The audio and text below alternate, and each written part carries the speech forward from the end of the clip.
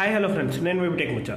అల్లు అర్జున్ గారి Pushpa the rule movie అయితే December 5th వస్తుంది. అది మనందరికీ తెలిసిందే. దాన్ని ఇంకాస్త మనకి ఎర్లీగా చూపించాలనే ఉద్దేశంతో December 4th 9:30 PM నుంచే మూవీ అయితే వస్తుంది ఫ్రెండ్స్.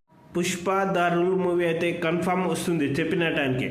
కానీ ఆ టికెట్ల ప్రైస్ ఏంటి భయ్యా ఇంత దారుణంగా ఉన్నాయి. తెలంగాణలో టికెట్ల ప్రైస్ చూస్తుంటే ఒక్కొక్కరికి మాటలు రావట్లేవు.